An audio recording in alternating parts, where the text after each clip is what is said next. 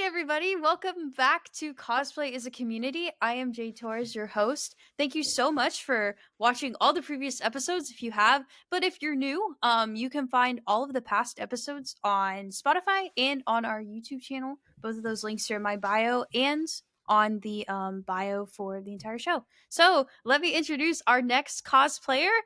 Um, Ashweez Cosplay is a Texas-based cosplayer, graphic designer, and sewist who has been cosplaying and attending a convention since 2005. That's for reference.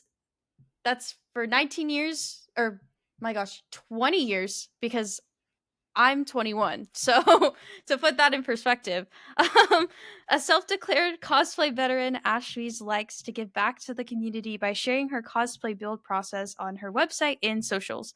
Since 2023, she has served her local Texas community by working at various conventions and as such by working at various conventions as a cosplay department volunteer for WowCon Beyond, DreamCon, and Anime Oklahoma, a cosplay contest contractor for Nishi Fest and Anime Frontier, and a repair booth manager for Anime Frontier, and a cosplay department staffer for Creators After Dark. That is a lot of titles, but I'm going to let her explain that to you.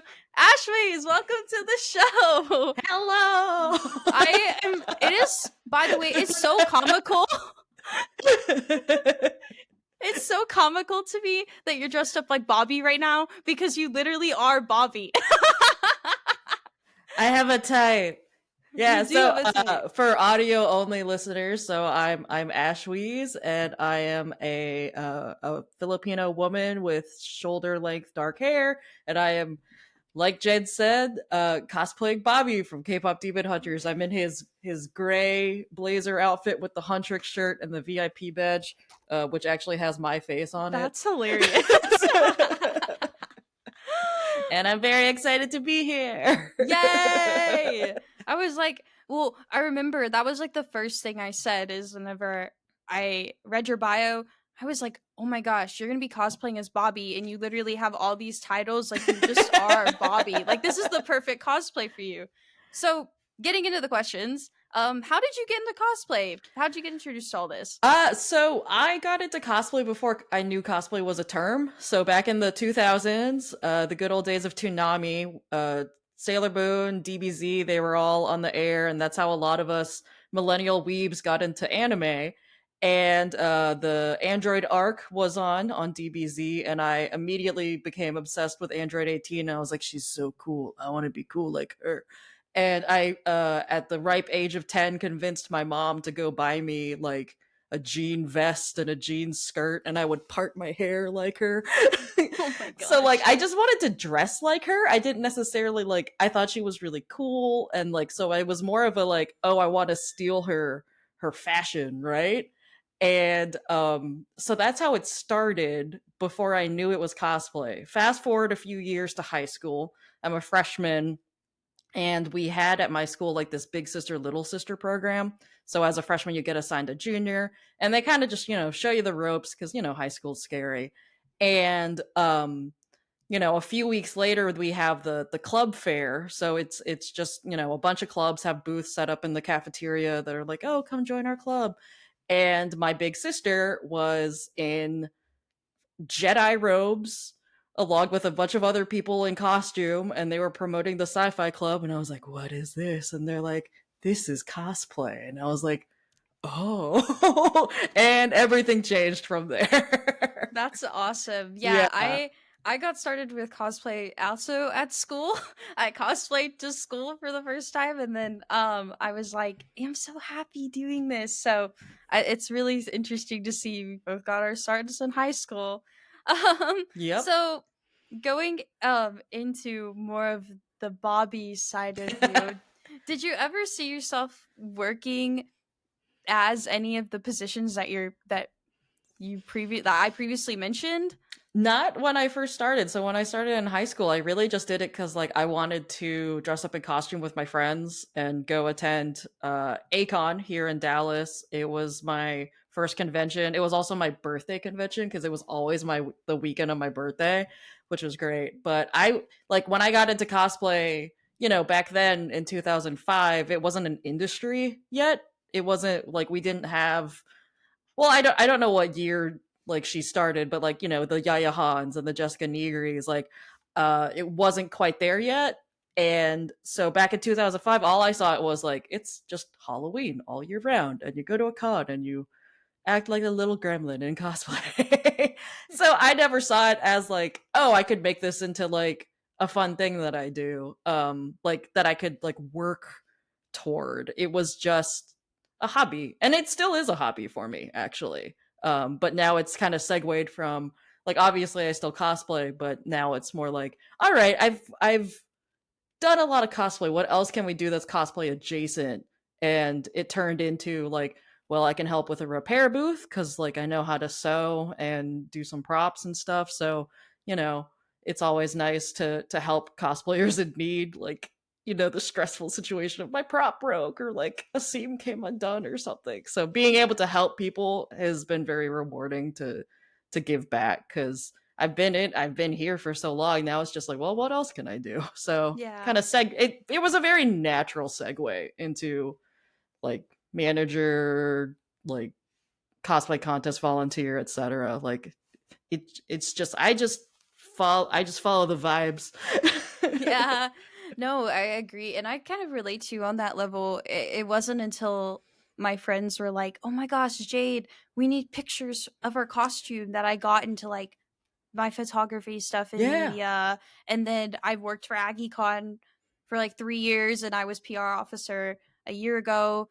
And I was just like, oh my gosh, like my eyes have been opened to this whole new world of stuff that I can do with my degree in the realm of something I like. So that Right. was like Yeah. very eye opening. Um, I will have to so say though, we are now mortal enemies because you're an Aggie and I was actually a Longhorn and went to UT. So no, no, but it's okay. It's okay. You one upped us in football last year. I We're don't gonna even one keep up up. you. I don't even We're keep gonna up one with up it. you. Oh my gosh, that's hilarious. So, Aggies and UT aside, what do the inner workings of a cosplay contest look like? What are the inner workings of the stuff that Oh, you've been in? there's so much. So like I've only run one cosplay contest myself, and it was a digital one, but I have been a volunteer, or when I say contractor, I essentially just mean I work with the staff. So I'm not like part of actual staff, but I did have a contract. Like I signed paperwork. I did get paid, which is always really nice.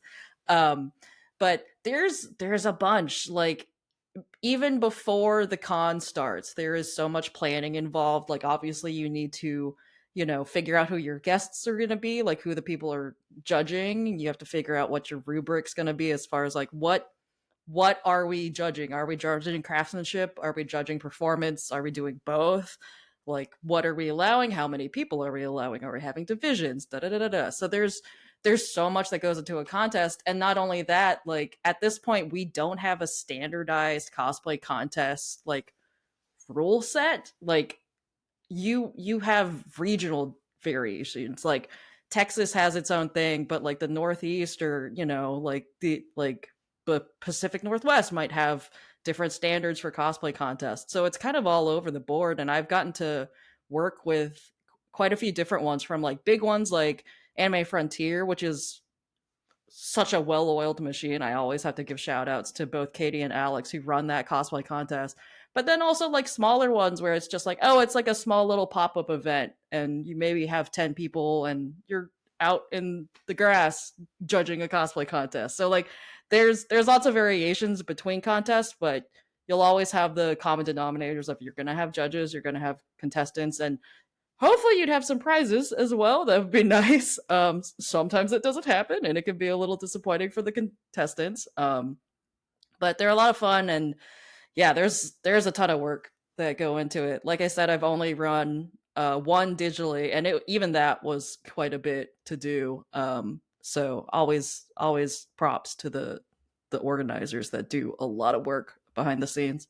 Yeah, I can imagine how much work it is to put that on. I saw our cosplay coordinators for AggieCon running around day of like, well, where are we even gonna get this? I think I was even out like buying gift cards at one point for pricing because we had to have pricing, and I was like, well, guess we have to have someone that does it, so I had to go buy gift cards. So it Yep. definitely is a group effort. It takes everyone to run a good Oh, for sure, contest. for sure. And I've met so many lovely people from the contest that I've either entered, like competed in, or judged, or helped run. Like it's a great community, and it's just a bunch of people that love crafting. Like I just love talking shop, and I tell people my favorite place at a con floor is the prejudging room because I just like to sit there and listen to them all talk about like this is how I made it, and I'm just like, ooh, yes, let me write that down. That's a very interesting process.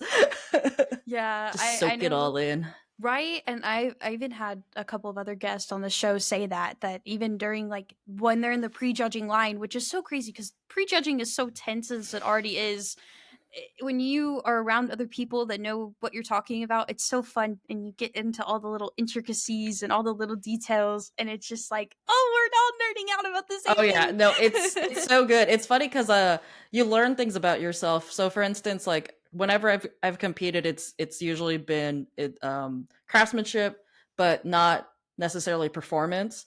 And one time I decided to try hall contest. So that's the one where you only do prejudging. There's no stage portion unless you win. And that's the only time that you show up on stage. And I was like, on a whim, I was like, okay, I'll do hall contest. I did that, and like while the pre-judging experience was nice because it's like the usual, hang out, talk to the judges for your elevator pitch essentially. Um, I really missed the green room. I missed it a lot. I missed just like that anxious energy of like, oh, we're all backstage and we're waiting to go on stage, and like you commiserate together or like support each other, and then you just get chatting because like you're surrounded by all these talented people and you're just like, ooh, how did you do this one thing on your costume? Tell me. So I learned that I definitely love the green room experience of contests, but I also just I'm a little vain and I like to be a ham on stage. Like I want to be perceived. Right? So the hall contest didn't really feed that. So I'm glad I did it because now I know I'm like, all right, we'll stick to on stage contests. No more hall Yeah. contests for me. Unless I'm judging one, then Yeah. absolutely I would do Yeah, and I don't blame you either. I'm a theater freak. I'm a theater nerd. Like that. I love getting up on stage and like I'm like, oh, I'm gonna show off and I'm gonna act like this character. It's gonna be so good. That's like the Yeah. best part about Oh yeah. like the contest for sure. Well, transitioning into your other job, about the cosplay repair booth. Can you explain what a cosplay repair booth is to anyone that doesn't know? Sure. So this is a thing that's starting to take off at conventions, which I, as a cosplayer, am very thankful for. So it could be anywhere from like a small table or a full room, but it's essentially a place for cosplayers in need to go get any part of their cosplay repaired because, as hard as we work on our cosplays, we're not perfect and sometimes things happen and things pop off or they break, and maybe you didn't bring a bottle of super glue with you or you didn't bring needle and thread. So uh, a number of conventions that I've attended have started doing this where it'll be run by cosplayers. So it's for cosplayers by cosplayers where they'll bring all these different supplies to help out. So you can, if something's coming off and like, oh, I have a photo shoot in 30 minutes and I need to get this fixed, you could just go to the repair booth, and usually they'll not only let you use the supplies, but if you're unable to do it yourself, usually there's some expert that can help you do it for you. Just because things happen, and we want to help each other out. Yeah, and I can't say like thank like something like Anime Frontier enough for having like cosplay repair. Again, love Anime Frontier. Yeah, If Anime Frontier plug it, people plug are it, plug watching, I'm gonna plug you forever. it. But like it's I love that they had like the cos which if for audience people that don't know, there is a lady that walks around. Her name is called Cosplay Repair Mom. I love her. She is like strapped. She has like a belt. Like I'm talking like a utility belt with hairspray, glue guns, and then like I'm pretty sure her husband is like cosplay hardware dad and like has like Bondo and Mod Podge and like they're fixing props. Like they are the dream team when it I comes to love it. I love cosplayers. it so much. I'm pretty sure I know who you're talking about. But yeah, that tends to happen when cons don't when cons don't provide a repair booth, someone will fill the need. Like someone will fill that role. Cuz we definitely had I've met at a couple cons now. There's this one I feel so bad because I cannot remember their handle, but there was this one cosplayer that was walking around with a bunch of repair stuff, but he was dressed as like the shop merchant from Resident Evil. So he'd be like, "What do you need to fix?" And he'd like open his coat and there's like all this thread and like all these like glue sticks and everything, and it was just like this guy's awesome. I Oh love my it. I love it. gosh. So we I just love all that want to they're help each other out. Yeah, I love that they're making it fun too. Cause that's like I feel like that's the worst thing ever that happens. You're walking around a con and then your costume breaks and you're just like Yeah. in shambles. And then you go up to this cool guy that's dressed like the shop merchant. I feel like if I was in tears, like I would have just like stopped crying and been like, oh my God, you're so good. Yeah, But because it is a stressful situation. So it's nice to because we've been there, we've all been there, and so we know what it feels like. And all I want to do is make sure that people are having a good con experience. And you can't really do that when you're stressing out over your costume. You want to be able to just enjoy being in your costume. So we get a lot of compliments each year that we've done it, and it's a very rewarding experience, and I'm really happy to do. The only thing that stinks for me is I want to do everything. So like last year I worked the repair booth because I managed the repair booth, but then I also was doing contract work for the contest. So like this year I did make the decision. I'm like, all right, we're gonna kind of dial it back because we've been going a little crazy with the work. So I'm not working the contest this year. I'm focusing solely on the repair booth, just because like I think I might have worn myself a little thin there. yeah, no, I could understand. So, speaking of the repair booth, what is the most complicated thing that you've ever had to fix at the repair booth? Oh I'm just goodness. curious. So I tried to. You said the little inside baseball, but you did send these questions earlier before we started recording, and I did try to think of the answer for this one. And I was honestly coming up a little empty because a lot of the stuff that we get is pretty straightforward. Um, but I will say one of the things that we got that unfortunately was something that we couldn't repair was we had someone at Frontier that had full armor cosplay and all the pieces were 3D printed, but there's like a very specific adhesive or like type of glue or whatever that you need to be able to put like 3D printed pieces together. And on top of that, it was a structural problem. So it wasn't a like, oh, we can kind of band-aid solution this. It was a like the design of it was flawed in such a way that it broke. So unfortunately, we weren't able to help that person. But like, I think one of the people on our team, because I'm not versed with 3D printing. That's not something that I've gotten into. I would love to, just haven't had the budget or the time for it.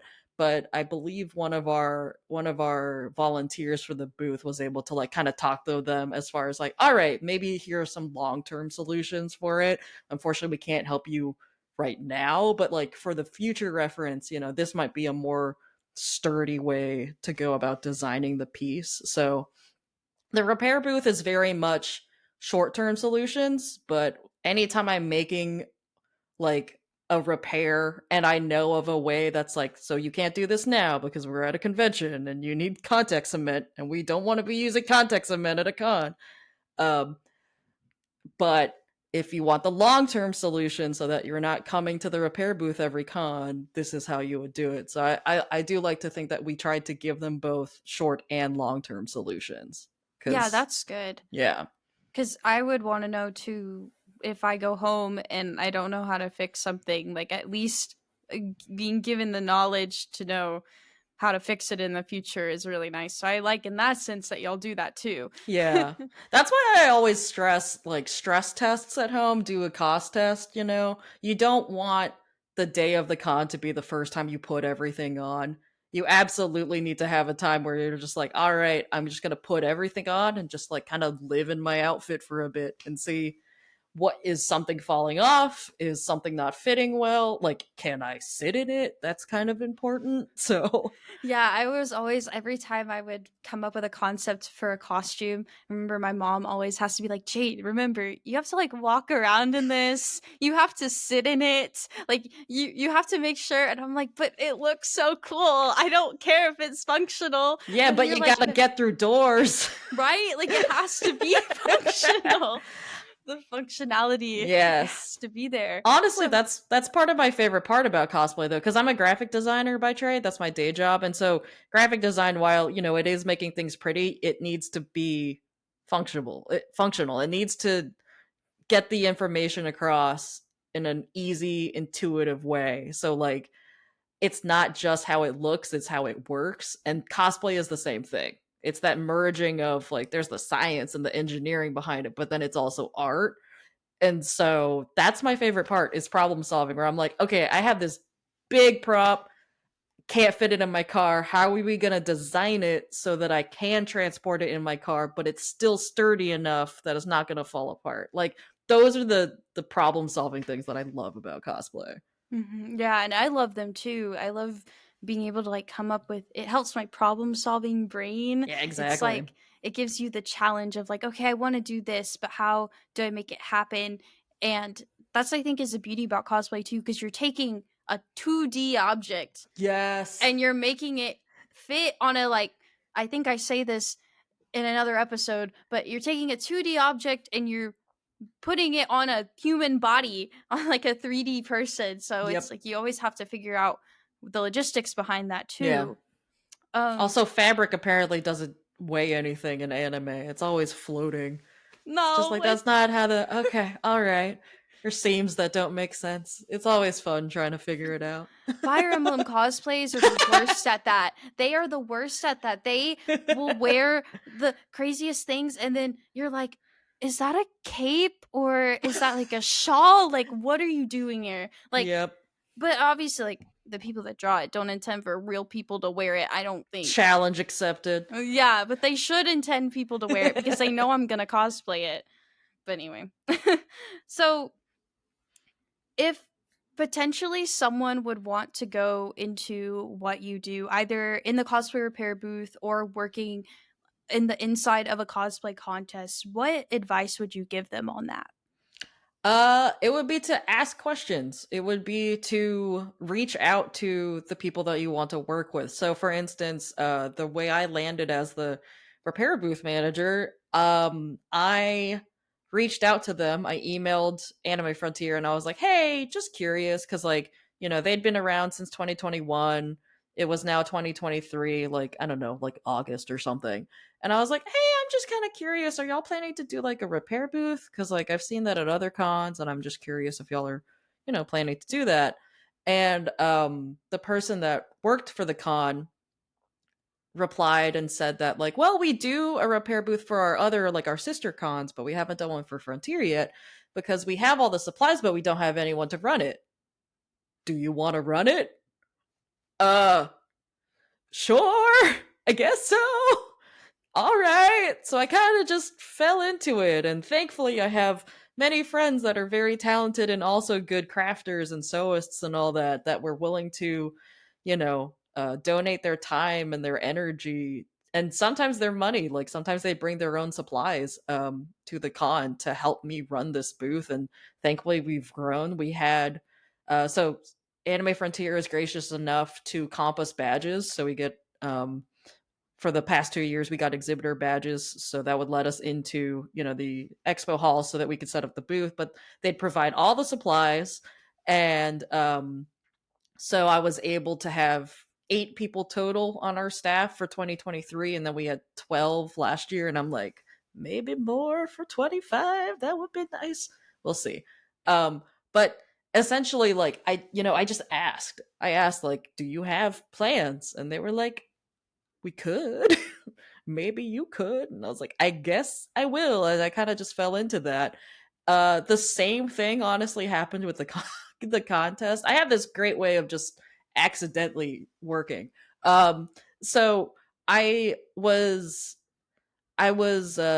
lucky enough to judge the very first Frontier cosplay contest. So I was already familiar with the runners, and you know, after working the repair booth in 2023, like on Saturday or whatever, I was so drained, and I was just like, oh, I'm so done. But I also just kind of want to hang out with Katie and Alex. So I was just like, I kind of just went up there and was like, do y'all need any help? And they're like, yeah, sort these. They had like a bunch of medals from old shows. They're like, take this box, sort all these medals, count them, write them down, let us know. I'm like, cool. I get to sort things, which is like my happy place, while also just eavesdropping on prejudging and not talking to anyone. This is the best day ever.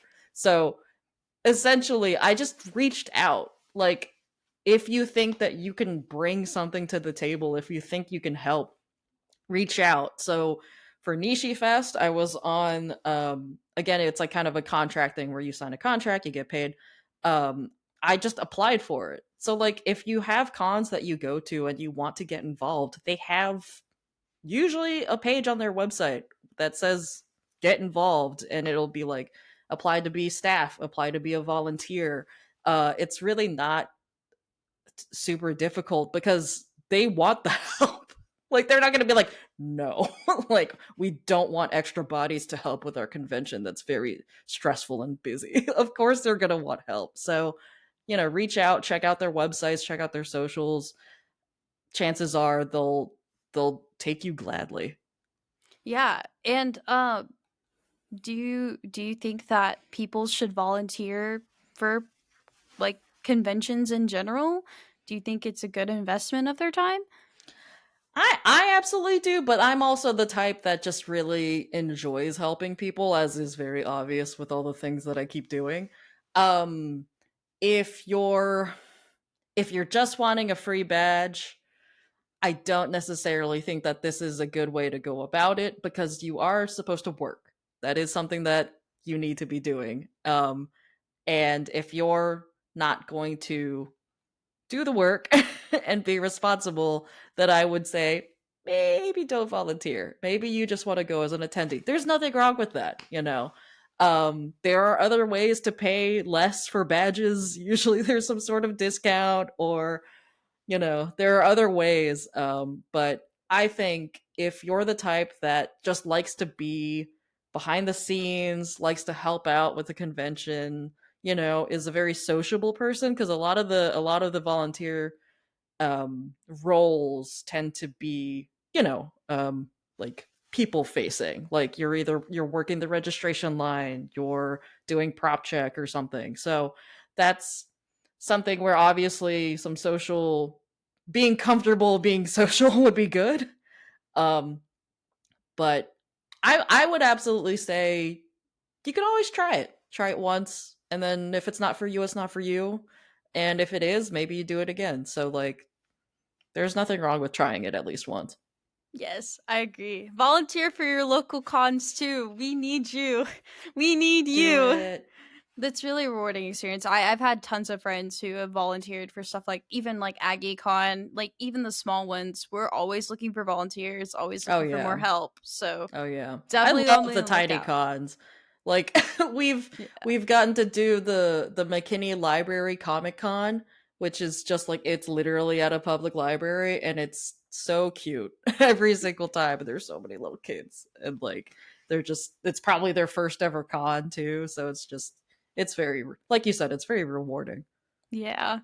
I think that's adorable. Well, we're almost out of time. But I Oh do my have god, already. I know, right? It's like time flies by so fast when So you're having fast. fun. But I do have one more question that I ask at the end of every episode, and it is how has cosplay shaped you as an individual? And I'm going to leave it Oh my open. god. You can answer it however you want, no pressure. In probably every way imaginable. So, like you said at the top, so I've been cosplaying since 2005, been going to cons since 2005. That's over half of my life. I have like identified as a cosplayer for over half of my life. And it's such a big part of who I am that I don't know how to separate myself from it. And not only is it such a big part of my life, just from a like, you know, creative standpoint, because I just, I like making things and I like wearing the things that I make, but like I have made so many friends from this hobby, um that it's like I don't know what my life would be like without it. Like that sounds really dramatic and cheesy, but it's 100% true. My closest friends I met through cosplay. Like I can like trace back meeting my best friend in 2018 at a Ruby meetup because we were both cosplaying from Ruby, and I met her, and then the next that was at Acon, and then at Anime Fest on Facebook, I was like trying to find like a room or something, and she was like, "Hey, we have like an opening in our room," and I'm like, "Ah, she was the summer at the Ruby meetup. I should go room with them." And then that just changed the whole trajectory of my like friend group, because she introduced me to a bunch of other. This is Casey did what? I'm always like. Casey did what is the bestie in question. Um, and she introduced me to so many of my friends that it's at the point now where some of these people I wouldn't even consider friends. They're my found family. Like they are my second family, and I can't see me doing cons without them. And I can't even see me doing like just normal life without them, because they've become such a huge part of it. Because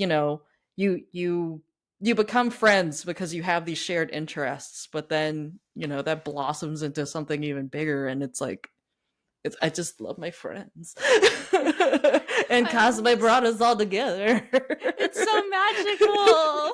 It's But so yes, magical. but that's what this show is about, truly. It's definitely about highlighting those moments that, even from a hobby such as this, can just bring us together.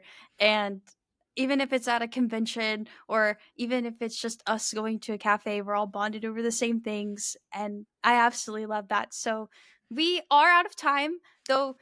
Do tell them where they can follow you on social media. All right, so I am Ashweez Cosplay everywhere, though I am not on everything, but if I'm on it, it's Ashweez Cosplay. I also have my own website, ashweezcosplay.com, where you can find my build post and just whatever latest thing I'm up to. But I'm on Instagram, YouTube, Blue Sky, no longer on TikTok. But yeah, I think those are all the places I Well, that's good. And I'm sure they'll find you out. I'm sure am. they'll find you wherever they partake in social media at. Yes. Yes, yes, Well, yes. thank you so much, Ashweez, for tuning in. And thank you for listening. As always, I am Jade Torres, your host. Remember, you can listen to all of our previous episodes on Spotify and on YouTube when they are uploaded every Thursday. So, Thursday. So, thank you so much for listening or watching if you're watching the video. I'm Jade Torres, and remember, cosplay is a community, so make it one. Goodbye, and we'll see you in the next one. Bye.